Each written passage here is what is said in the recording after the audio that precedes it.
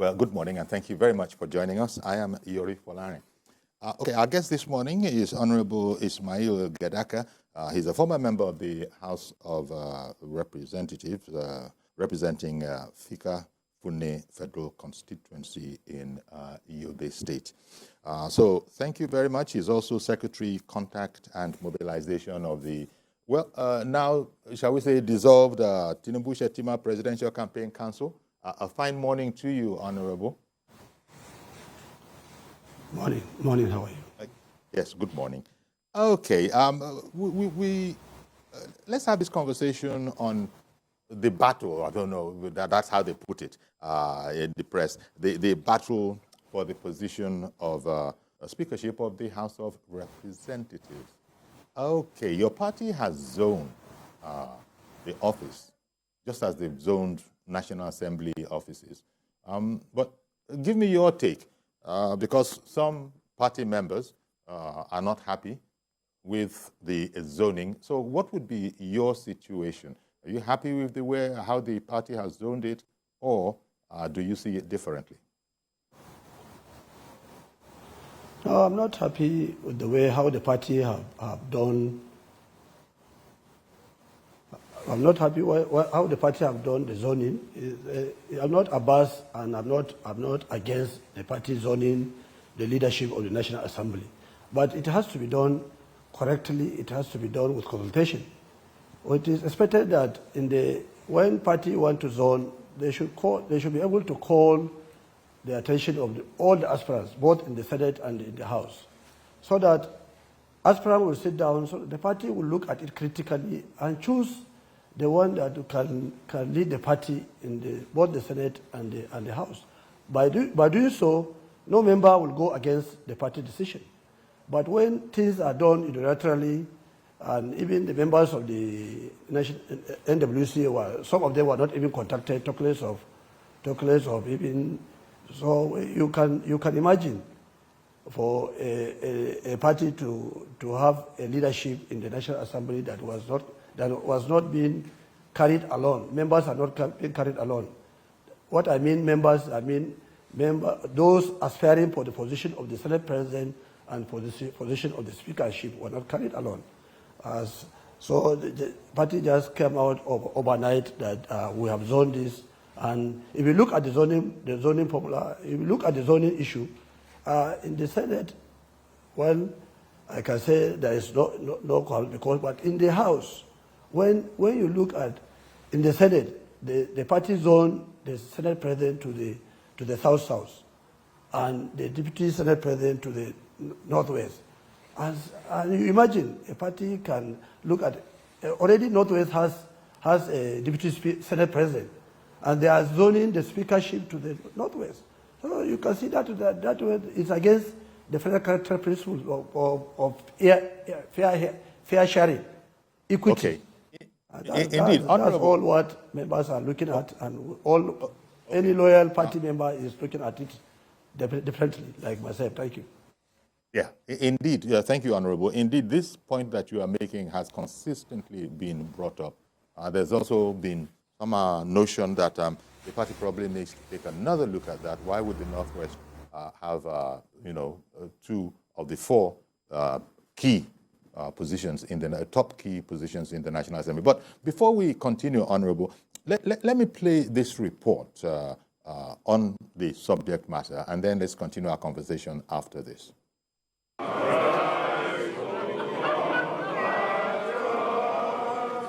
The coast is getting clearer for Tajuddin Abbas and Benjamin Kalu to clinch the coveted seats of Mr. Speaker and Deputy Speaker of the 10th House of Representatives. The Joint Tax Forum, an assembly of members-elect across party lines, meets to further strategize on delivering the party's choice as the inauguration of the 10th National Assembly draws near.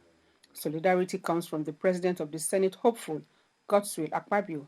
My late mother told me that I should be aware of the 3 G's. The first G is God Almighty.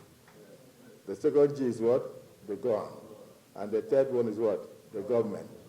May you conduct your affairs mindful of the admonition of my late mother by respecting the 3 Gs. It's the first time Speaker Femi Gbajabiamila will be talking publicly on his decision to pitch tents with Tajudeen Abbas. He describes Tajudeen Abbas as a man with tremendous capacity to lead the parliament. One of the reasons why Northwest wanted vice president. The president-elect decided to go to the Northeast. So the least he could do was to compensate them with the speakership in terms of what they bring to the table. It's as simple as that. I am here to put on the record that not just from today, that right from day one, when the NWC, the National Working Committee of my party, put it on the table, that they have come up with a zoning arrangement. As from that date and day, I therefore called my bid to contest for the speakership of the 10th House of Representatives off. Tajudeen Abbas and Benjamin Kalu appreciate support received thus far. Their pledge is that they will not let their colleagues down. We put our interest, what we are supposed to take home, by the end of that particular year, we were given only 30% of what was put in the budget. As Parliament, to give to Nigeria what is the best. It is not about any party.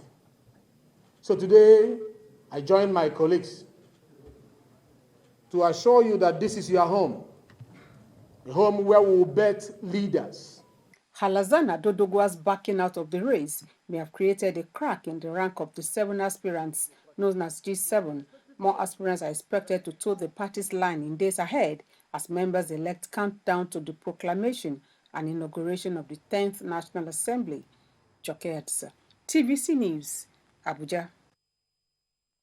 Okay, then. So, in case you just joined us in the middle of that report, our guest is Honorable Ismail Gadaka, who is a former member of the House of Representatives and a party member. Okay, so Honorable Ismail Gadaka, you saw on that clip the explanation that it was not really an error, it was in the interest of fairness and equity. So this coming, you are just expressed that, how does anybody do the kind of thing that your party has done? That is not consult with people, which is what you said.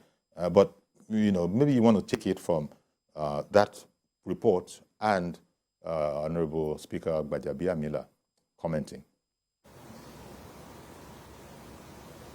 Thank you. I heard what my speaker just said. Speaker Gbajabiamila is the product of consultation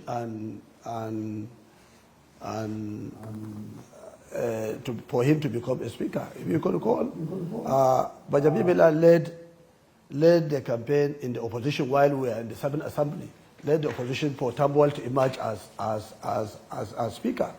And that time, in the 7th Assembly, that time when Baja was among the leading minority caucus in the House, we all rallied behind him because I came under the ANPP, the then ANPP, the proscribed ANPP that formed the APC. So all that time when their party have zoned it to Mulikat, while the House, our members decided that we need Tambuwal.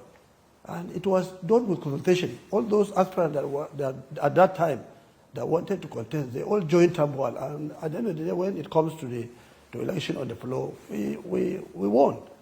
And look at the antecedents of what happened in 2015 when we are holding the 8th Assembly. When we came into 8th Assembly, our party anointed Gbajabiamila. But even his anointment, it was a consultation. It was a consultation that we had. All aspirants were consulted and we all put our basket together. But along the line, something happened when we were called at the ICC. Before we come, already there was under tune dealing that before we come, election have already taken place in the Senate. while our people are already at the ICC. And that was how Baja lost that time, not that because we don't have the number. But now that in the 9th Assembly, when he came back and our party still came back for the second time, Baja was anointed, but it was a consultation. The President Deputy Speaker was a candidate, but he was called, his attention was drawn, the party drew his attention, and he withdrew in the best interest of the party, because nobody wanted to go against the party when you are being consulted. Nobody will go against the decision of the party when it is being consulted. And you look at it from day one, from the history of National Assembly leadership, there was never a time that a principal officer or an office have been zoned, two different offices have been zoned to a particular place, a particular zone, going by the fact that we have federal character principle in place. We respect federal character, we respect equity. And I see no reason why we allow, nobody is against Tajuddin. Tajuddin is a competent, is our brother, is our friend. But we should look at it. There are zones that doesn't have anything. They were not even, and if you look at their performance too, as the speaker is saying, the performance, North Central had really performed, because the North Central brought Aswaju with about 5 states out of 6 states. So I see no reason why we just leave North Central vacant. There's nothing to write home with. So in the House, federal character principle is seriously respected, and we believe in it. And what we are saying is that we want the party and the leadership of the government to reconsider their position, because once this thing is not about zoning, it's about members elect to come and elect their leaders. We can only talk outside, but when we are in the chamber, when we are at the floor of the chamber, members have the right. You are dealing with an institution, a learned institution, those that represent Nigeria. So we cannot just take it for granted and think we are good to go. And when you look at the House leader have never been part of the G7. Have never been part of the G7. House leader have never been. So if you want things that he back out, there is nothing like back out, because he was not part of them, talking less of backing out. So if today Gagdi or Jaji or Wase or Betra back out, we can say, or Princess back out, we can say yes. One have back out from the G7, but they are intact. So we don't want to allow a situation when the Ogara issue will happen again, will come back again to us. God forbid, we are not hoping for that. We want APC to continue continue producing the leadership of the National Assembly. Thank you. Okay. Before I continue, let me bring on Uche, who has called in from Anambra State. Good morning to you, Uche. Yeah, good morning. Good morning, sir. Thank you for calling in. Yeah, good morning, the Honorable. Okay. Yes, please continue. Thank you. Good morning. How are you? Yeah, this is Nick. I'm calling from Newi. From Newi. All right. Go ahead, please. Just like the Honorable said, in my own view, I think the way, from my own understanding, the way it's being construed is they're supposed to, you understand, go to the house and elect their leaders. Yes, so what they should tell them to do is to make sure that if you are getting your leaders, make sure you get it from the geopolitical zones. We have 6 geopolitical zones in this country. I get it, me. So we have 4 remaining. So these 4 should be shared. The northwest, the north central, the south, and the southeast. I get it. So they should be shared. They should share it, not that one geopolitical zone should now have the deputy the president and also have the speaker. I mean, I mean, what are we even preaching? We are talking about, making sure that everything goes to all the regions. We are talking about equity. In fact, it was because of the equity that some of the governors came up, in the APC. They said, no. Because for what we had initially, when the chairman, Adamu, said that there is another candidate in the person of Ara. Not until another news now came up.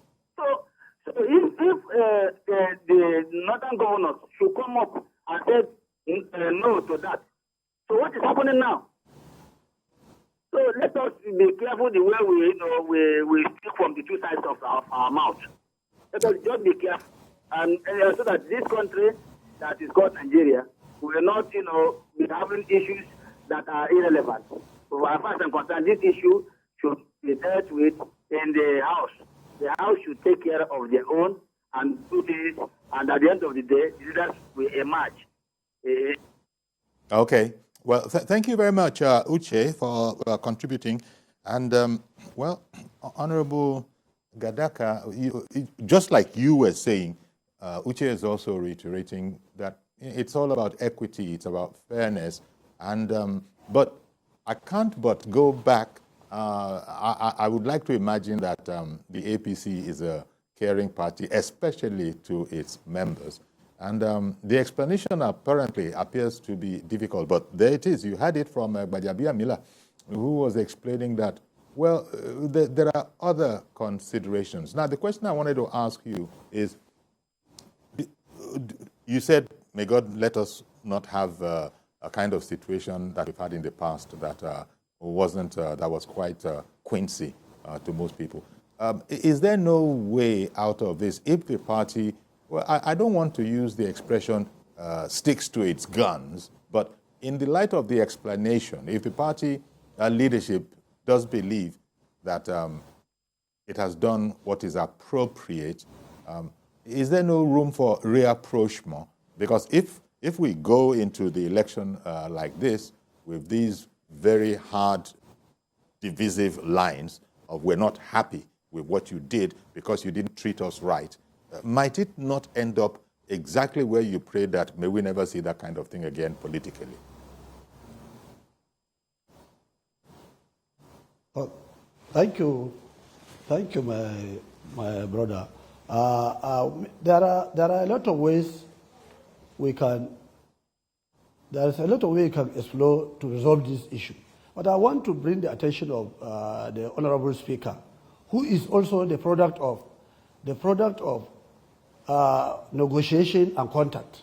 Because if you look at the 9th Assembly, how Baja came off, how Baja became the Speaker of the House, you know that there were very serious contenders, there are very serious negotiation and serious consultation. And in the spirit of stewardship and equity and peer hearing and peer sharing, the Deputy Speaker then, the present Deputy Speaker, conceded to him so that we have a clear and clearer contest in the House. And I want also to him to draw back to 2015 when we run against Dogara. I am sure Baja will recall that I am one of the prompt agitators of Baja Biamena in Yobe and in the Northeast. In the Northeast. And he knows how we struggle, even for him to become the House leader. It was a very serious problem for us. Because some gangs, some cabal have blocked us that Baja cannot be a House leader. There and then we worked. It took us very serious issue before even the presidency accepted that Baja should be the leader. And I wonder why. In just less than 4 years, you just came out of this. You are now a speaker. I'm expecting him to make consultation. If he wants Abbas, let him consult. Let him consult with all the other aspirants. Let them sit down on table. Not okay. just come in. here and say this is what. If he talks of, if he's thinking about Northwest have brought 30% on the table for Aswaju. I'm a member of contact. I'm a secretary member of Contact Mobilization Northeast, Presidential Tinubu Shatima Presidential Campaign, dissolved Tinubu Shatima Presidential Campaign Council member. I'm a leader in that. That's all. He should look at it that Atiku comes from the Northeast.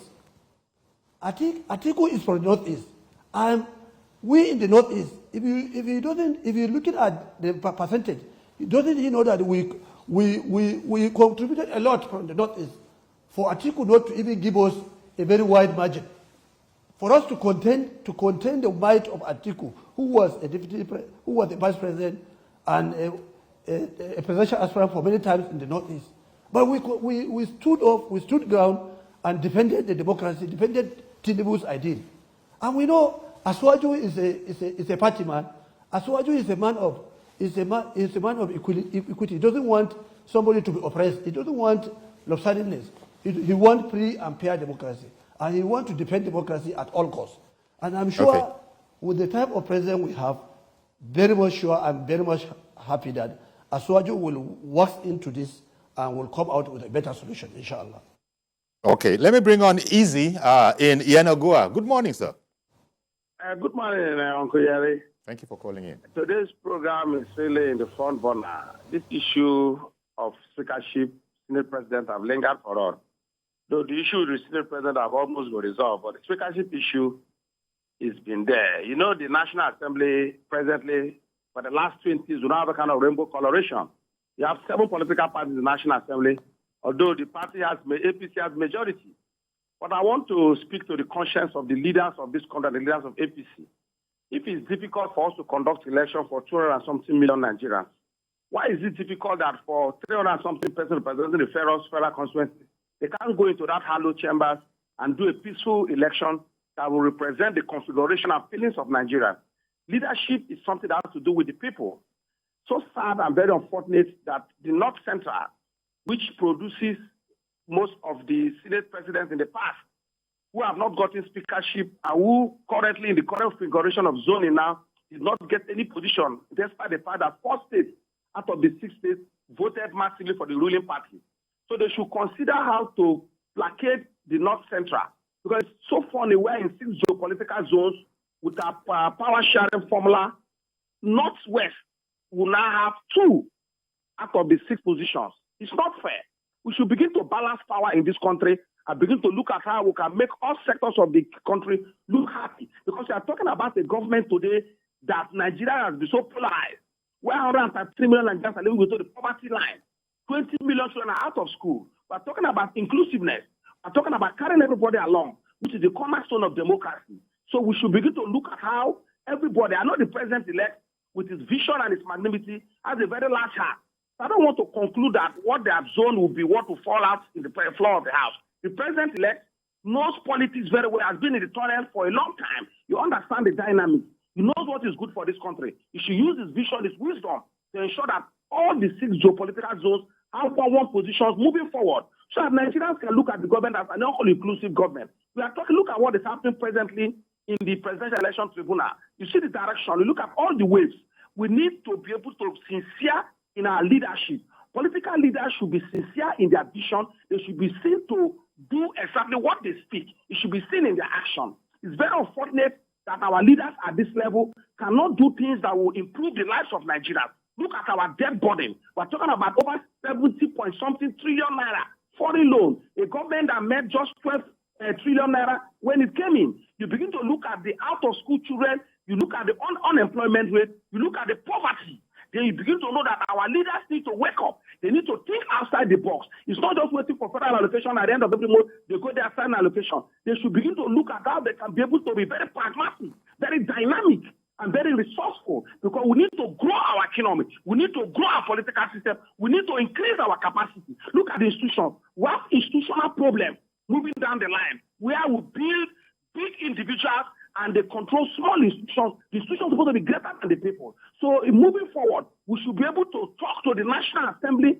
They are men of caliber. They should be able to reason. They should think properly. They should be able to vote those persons institutions that can be able to work. Because I don't envy the next administration, because there's a lot. Okay. Well, easy there from Bayelsa State.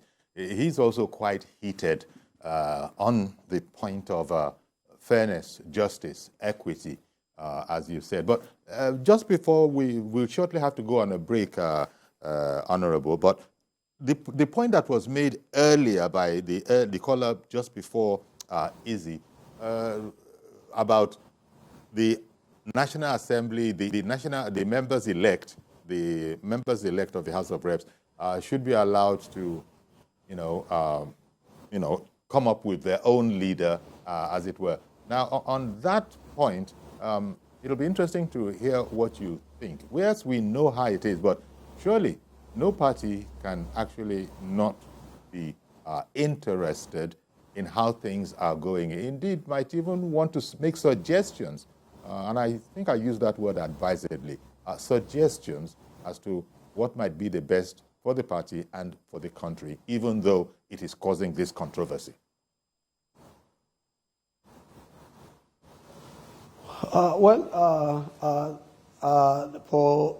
As far as I'm concerned, member-elect are the people who are going to elect their own leaders at the end of the day. And I want us to be mindful that all those members-elect are people of caliber, people that represent the whole country, people that come out from different federal constituencies, different cultural background. They know what is good for Nigeria and what is good for themselves, because the leadership is for themselves, for the country, and for themselves. So as far as all what we are saying, we are just bungling. But at the time we pop into the chamber, the hallowed chamber, members are allowed to use their number 6, to use their intellect, to choose the best leaders for themselves. So it's better right from the word go. We started on a very good notion by making the party to know that all this, they are just anointing, they are just trying to share it according to those. Now it is now left for members to choose those that the party has done, because the party goes to geopolitical zone, not to individual. Just like it has been done this time around. It has never been done zone to individual, but it has been done to particular zone. Then that zone, the caucus will sit down and choose among the aspirants who are those people that can stand the test of the time. And that was how things are done. But I'm advising, my own advice on this is that parties should always consider that we are dealing with member-elect. We are dealing with those that know their right. Those people that their constituents send them to the hallowed chamber to come and represent them in Nigeria. To come and represent them in Nigeria. So we should be mindful of various agitations from various zones. So imagine we cannot skip North Central just anyhow like that and overload a particular zone. It can't be possible. All right. So that's my sincere advice, that we should resent on it. I'm very sure the party leadership are men of integrity. They listen, and they know the Constitution of Nigeria that talks about federal character, equity, let's take that equal sharing. Thank you. I hear what you've said.